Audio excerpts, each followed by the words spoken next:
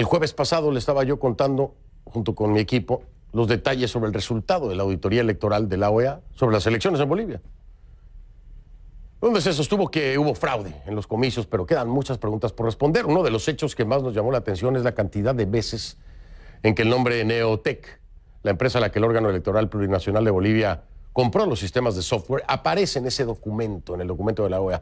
Y Neotec no queda bien parada en la investigación, pues en la infraestructura tecnológica se usó un servidor oculto que llamaron BO1, que no contaba con ningún tipo de monitoreo, sino que estaba en una red controlada exclusivamente por Neotec. Ahora, según la OEA, el uso de este servidor vulneró la custodia de la información de las elecciones. Por otro lado, este lunes, el fiscal general de Bolivia, Juan Lanchipa Ponce, confirmó que la Interpol activó notificación azul y orden de aprehensión contra ¿quién? Sergio Martínez Beltrán. Esta era la figura incógnito, ¿no? Él abandonó el país el viernes por la frontera con Perú. ¿Qué se presume de Martínez Beltrán, exinformático del Tribunal Supremo Electoral? Que ese es el hombre clave, el implicado en la manipulación informática de los comicios, según el informe de la OEA. Eso es lo que se presume, que es él. La persona que ha sacado a la luz estos datos es mi invitado de esta noche.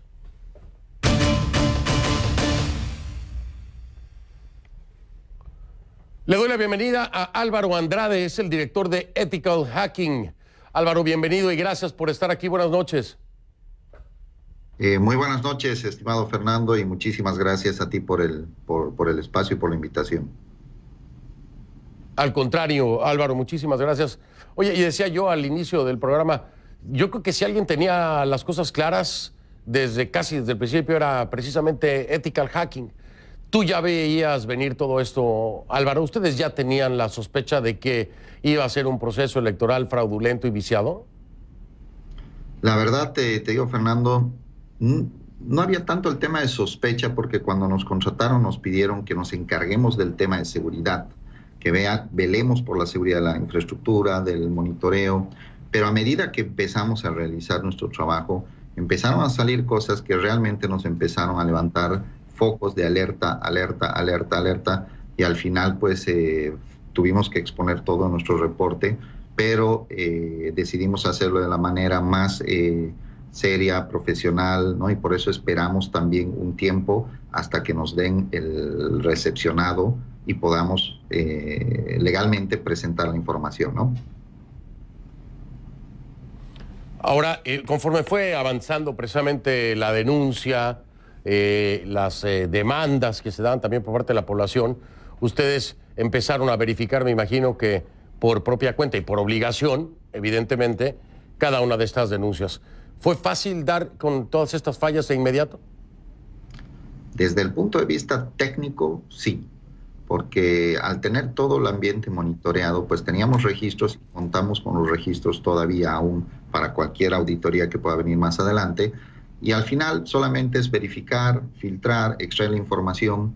Cuando veíamos el tema de las actas que se desanulaban, ¿no? A simple correo, a simple llamada, actas que estaban anuladas, las desanulaban y era una cantidad fuerte de actas. Cuando, como dices, por obligación entramos a verificar las actas, todas en el 99% eran a favor del MAS. Ahí estaba ya claro entonces que lo que se había cometido era un fraude electoral. En algún momento, y esto es muy importante, Álvaro, que me lo digas porque quiero entenderlo desde la perspectiva país y que los bolivianos lo entiendan desde la perspectiva país.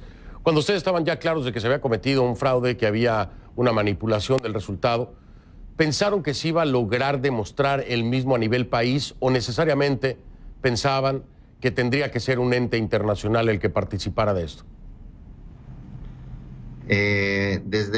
Desde nuestro punto de vista y como obligación, como empresa y como bolivianos, no podíamos dejar de decir la verdad, de sacar esto. Y obviamente cuando ya se dijo la verdad y participó también la OEA como organismo internacional, el trabajo que hicieron fue bastante serio. Inclusive hubieron varias veces que hablamos con la OEA, aportamos información de nuestros reportes que están plasmadas en el reporte final de la OEA. Entonces yo creo que tanto desde la empresa, nosotros como empresa auditora, siendo una empresa extranjera, pero conformada en la mayoría por bolivianos, y más el aporte de la OEA, pues ya las cosas quedaron bastante claras, ¿no? ¿Cuáles serían los actores principales, Álvaro, que en ese momento señalarías, o que, bueno, ahora señalas o reconfirmas, fueron fundamentales para que se diera esa manipulación dolosa de los resultados? ¿Estaban al tanto de la existencia de Martínez? ¿Estaban al tanto también de la interrupción del TREP? ¿Cuáles serían los elementos? ¿Coincides perfectamente con la OEA? ¿Son los mismos factores o le agregas o le quitas?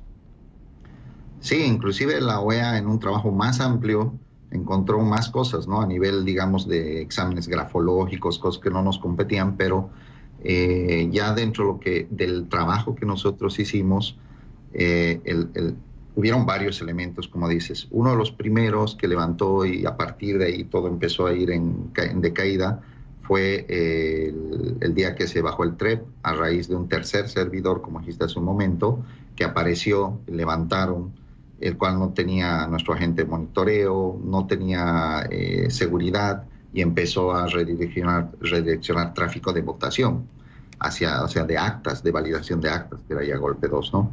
Entonces, por otro lado, cuando comentas y mencionas al ingeniero Sergio Martínez, apareció la primera vez en una de las reuniones que ya teníamos como personal del CERESI, que era el sistema de registro de cédulas, algo así, que eran los encargados de donde estaba el centro de votación, donde estaban las 350 personas que hacían la votación. Pues él se presentó en una reunión como asesor del CERESI. Y pues se le facilitó el informe de auditoría, uno de los primeros informes del TREP, donde mostramos muchas vulnerabilidades.